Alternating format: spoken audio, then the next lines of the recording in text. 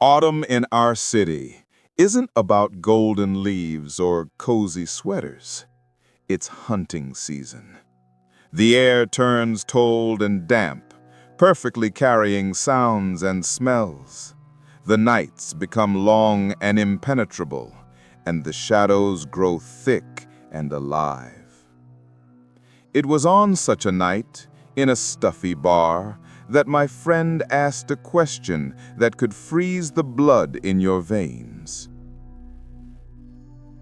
Mish, is it true that the back door on those vans is for a coffin? Seryoga took a swig of his beer, his eyes bright with curiosity. The question hung in the smoke-filled, beer-stale air, seeming to momentarily drown out the scratch of the vinyl record in the corner and the hum of voices. I felt icy goosebumps run down my spine, vertebrae by vertebrae. It was too innocent, too mundane a question for the abyss it concealed. "True," I replied, trying to keep my voice from trembling and betraying the inner shake. "Especially in the backwater villages. It's convenient." "Wild," Seryoga gave a trusting grin. "Saw one today, near my building, on Kuzbaskaya. Windows tinted to 0. What an idiot! They'll get fined for sure." Everything inside me went cold, as if my heart had momentarily stopped and then plunged into an icy void. That void instantly began to fill with a thick, viscous dread. "Tinted?" I asked, too dispassionately. "And did it have a name on it?" "Think so. Gurant. Black and red stripes. But like, they were hauling a corpse home? Do they even do that anymore? Usually it's minivans." Every word was another nail in a coffin lid. My coffin? No, someone else's. For people like me, the silence of the last month and a half wasn't a gift, but the calm before the storm. The trap that had been waiting had finally snapped shut, and we were inside. I left the bar, and the October wind, damp and piercing, hit my face with force, as if trying to slap me back to my senses. The streetlights cast quivering yellow puddles on the wet asphalt, in which something more than just shadows seemed to stir. I pulled out my phone. My finger found the number from memory. "Hello?" The voice of Beard on the other end was hoarse from cigarettes and strained to the limit, as if he'd just run a marathon. "The van. It's here. Kuspaskaya, 54. Garant." Silence on the other end, more eloquent than any scream. "Damn," Beard finally exhaled. "Assembling the team. Need a pickup?" "No, I'm on foot. Be there in 10. At the entrance of number 54, our people were already gathered. 10 or 12 vague shadows in the damp darkness, dressed in dark, nondescript clothing. Seryoga, who had followed me, shifted nervously from foot to foot, rubbing his hands. "Mish, who are they?" He nodded at the silent figures. "They won't jump us. Cops?" "Ours," I said curtly. "Shut up and watch." A tall, broad-shouldered man with a fiery red beard that hid a scar on his cheek emerged from the gloom. Beard. His eyes, cold and assessing, slid over Seryoga, then fixed on me. "Well, season's open?" His smile was joyless, the grimace of a tired wolf. "Open," I nodded, feeling a weight in my gut. "Garant. Humming, probably." "They all hum differently," Beard grumbled darkly. "Let's move." We entered the building. The smell of cheap air freshener, damp and old fear hit my nostrils. The elevator, with a drawn-out metallic screech as if reluctantly, carried Vanya and Gruzin, two of our most fearless and reckless guys, upstairs. In the ensuing silence, you could hear Seryoga's teeth chattering. "Tell him," Beard nodded at my friend. "Let him know what he stepped in. Otherwise, he'll run off squealing and ruin everything." And I began to speak, in a quiet, even voice, looking into Seryoga's frightened eyes.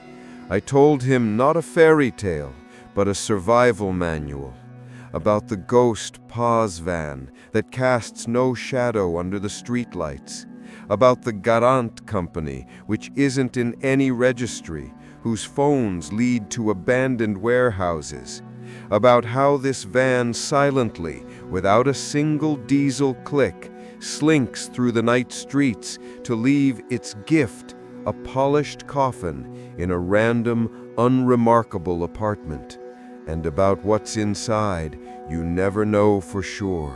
It could be an all-consuming cold, freezing the room to frost on the windows, or unbearable heat, melting plastic, a quiet whisper that crawls into your ears and drives you mad, or something that cannot be described in human language. But the main thing is what happens to those who decide to satisfy their curiosity and crack open the lid. They don't just die, they are erased. They vanish without a trace. They go insane, screaming in an unknown tongue, or they become part of what's inside. Seryoga listened, and his skepticism melted before my eyes like wax before a flame, replaced by an ancient, animal fear. He was a programmer, a man of logic, and his world was cracking at the seams. "Found it," Vanya's voice sounded from Beard's radio, steady but tense. "6th floor, apt 138, doors unlocked." We went up the stairs, our small squad. The door to apartment 138 was indeed ajar. From the crack, ordinary domestic light spilled out. Beard pushed it open with his shoulder. The contrast was staggering. Inside, it smelled of ordinary life, fried potatoes, apples. A tacky painting with a kitschy sunset hung on the wall. Worn paperbacks sat on the shelves. Coziness, warmth, normalcy. And in the middle of this normalcy, in the center of the living room, on two simple wooden stools, stood it.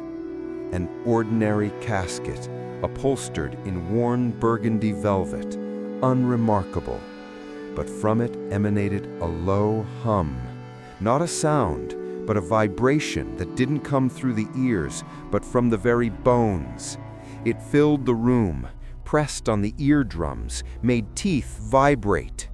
The air above it shimmered like over hot summer asphalt, distorting the outlines of the opposite wall. "Humming," Beard stated shortly, his face becoming a mask of granite. "One of the worst kinds. Fast, guys." The team, already clad in heavy protective suits resembling hazmat gear, began laying thick steel sheets on the floor. Welding apparatuses hissed.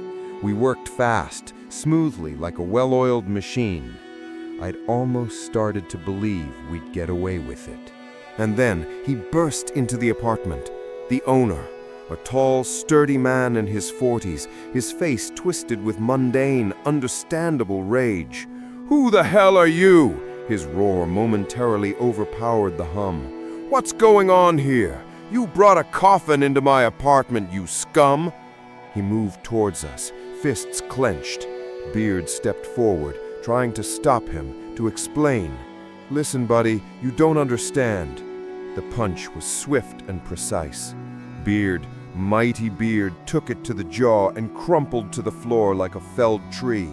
The other guys tried to restrain the brawler, but he was strong as an ox and enraged. He threw them off like puppies.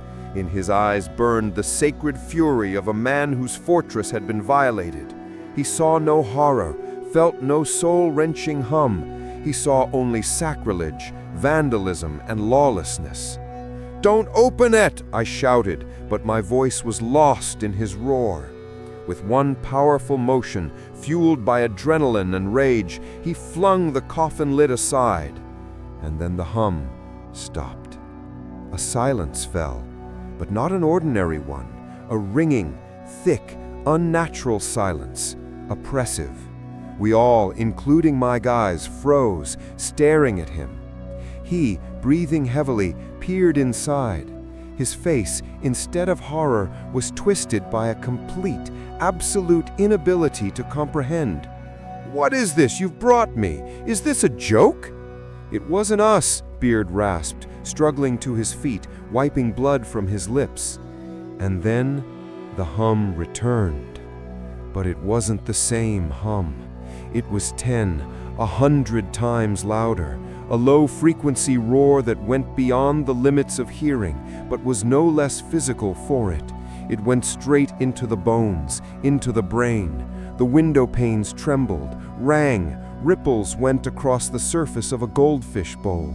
"Plan B," Beard shouted, his face white. "That's it, we're leaving. Everyone, now!" We scrambled for the exit, shoving each other. "Hey, guys!" the owner shouted, and his voice held a crack of fear for the first time. "Take this damn thing! What is this?"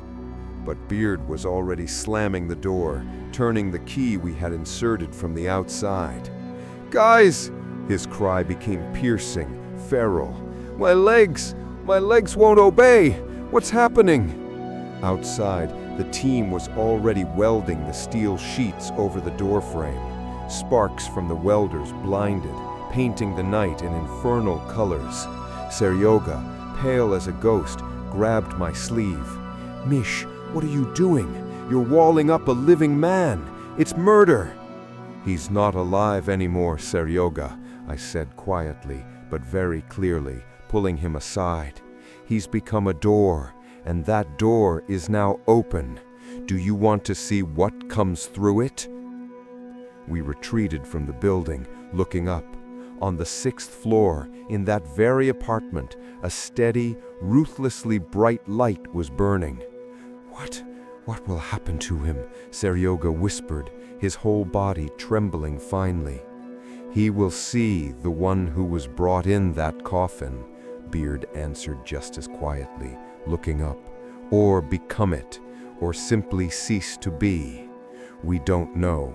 We only know that after this, the city will become a little quieter, and the night a little thicker." And at that moment, the glass on the 6th floor gave way. It didn't shatter with a crash, but burst, dissolving into a fine, almost invisible dust, as if erased by an eraser.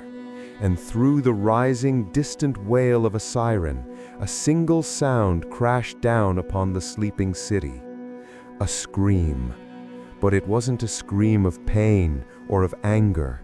It was a sound that turned the soul inside out. The sound of absolute, all-consuming horror before something the human mind could neither contain nor describe. Horror before a truth that should never have been known. The scream cut off as suddenly as it began. Silence fell. That same autumn, thick and indifferent silence. Beard sighed heavily. "It's done.